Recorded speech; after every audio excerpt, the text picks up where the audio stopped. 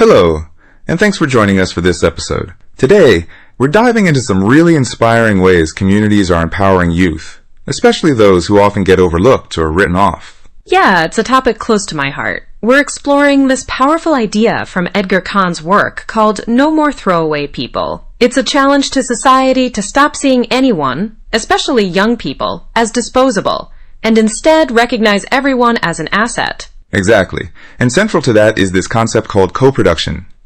It flips the usual script. People who might have been seen just as recipients of services become active partners, contributors, even leaders in creating solutions. So in this episode, we'll take you on a journey, from a groundbreaking peer tutoring program in Chicago to global youth time-banking initiatives and youth courts, all connected by values like reciprocity, respect, and social justice. Let's start with that Chicago story. It's a great example of how treating youth as assets can transform a whole community. Right. So back in the 1990s, Chicago's South Side was struggling. The schools were failing, and many kids were labeled throwaway kids, seen as lost causes. But then came this idea. What if older kids tutored younger kids? And not just tutored, but became protectors and role models. The older kids gave praise and approval to the younger ones, making learning safe and even cool. That peer approval was more powerful than adult approval. That's huge. Because often, kids don't want to be seen as nerds or teachers' pets. But when the praise comes from an older peer, it changes the social dynamic completely. And the results were impressive. Attendance went up on tutoring days, bullying and after-school fights dropped, and kids who had been struggling started getting better grades. Plus, the program gave tangible rewards, recycled computers earned through tutoring. But the real reward was what that symbolized, a new future created by helping others. I love that parents were involved too. They had to earn some time dollars themselves before their kids could take home a computer. It brought families into the process, making it a community effort. It's a perfect example of co-production. Everyone contributing, everyone benefiting. And it shows that when you treat youth... That peer-to-peer model really shifts the power dynamic. It's not adults imposing change, but youth leading it. So, from Chicago, let's zoom out to a global model inspired by these ideas. Youth Time Banking, or YTB. Time banking is fascinating. Instead of money, the currency is time and service. Everyone's time is valued equally, whether you're tutoring, gardening, or teaching a skill. And YTB takes that idea and applies it to youth. Young people earn time credits by contributing service to their communities, and then redeem those credits for resources, opportunities, or rewards. What's really interesting is YTB's 5 core values: assets, redefined work, reciprocity, social networks, and respect. Let's unpack those a bit. Assets means everyone has something valuable to contribute, even if it's not paid work. Redefined work recognizes unpaid work as meaningful. Reciprocity is about mutual giving and receiving, not just one-way volunteering. Social networks focus on building trust and connections. And respect means honoring people as they are. YTB is designed to empower youth as co-producers, not just passive recipients. And instead of one-on-one exchanges, it mostly works through group projects, which builds teamwork and collective impact. They also use some innovative methods, like photo voice, where youth use photography to identify community issues, and liberating structures, which are simple ways to get everyone involved in group discussions. Plus, they encourage youth leaders to complete trauma insight training so they can better support peers with trauma histories.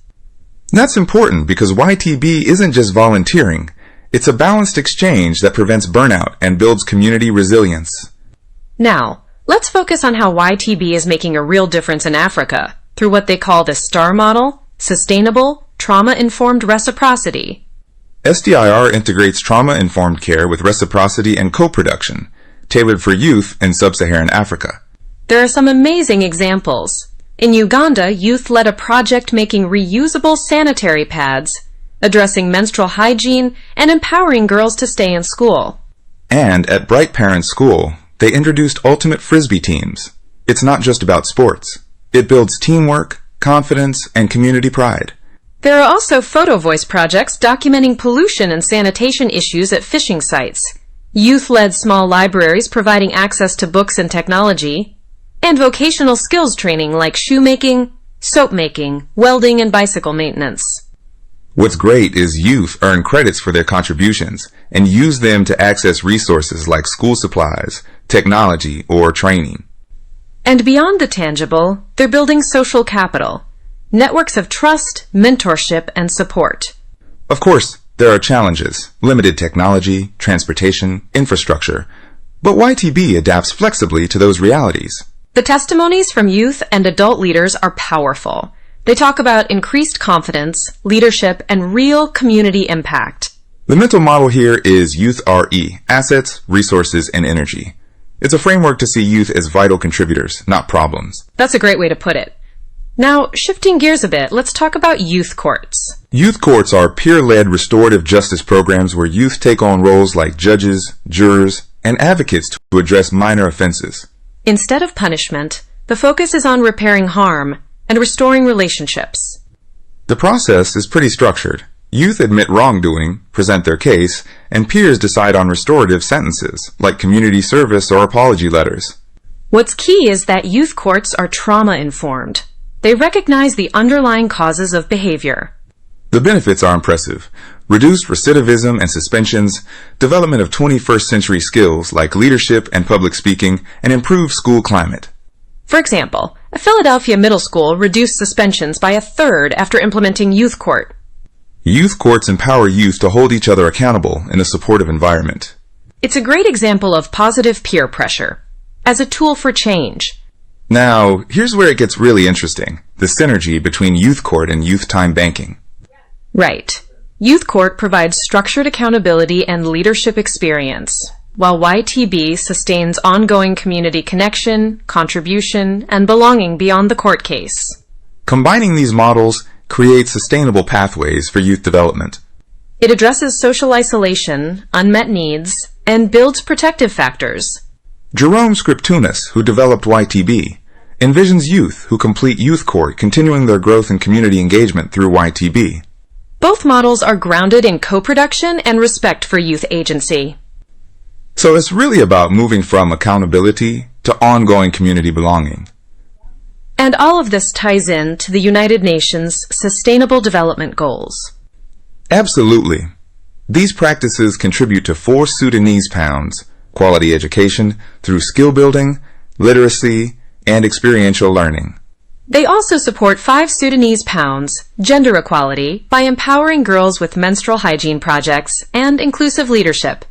And 16 Sudanese pounds, peace, justice, and strong institutions by promoting restorative justice, reducing violence, and building trust.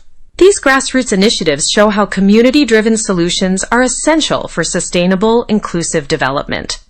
So to wrap up, the core message is clear. Youth, especially those marginalized, are powerful assets when given responsibility, respect, and opportunity. Co-production, time banking, and youth courts offer innovative, scalable ways to empower youth and strengthen communities. They redefine work, justice, and community engagement by valuing reciprocity and social capital. It's a call to see youth not as problems, but as essential partners in building a better future. Well said. Thanks for spending this time exploring these inspiring models with me. Thanks for listening. We hope this sparks new ideas about how youth can be empowered everywhere.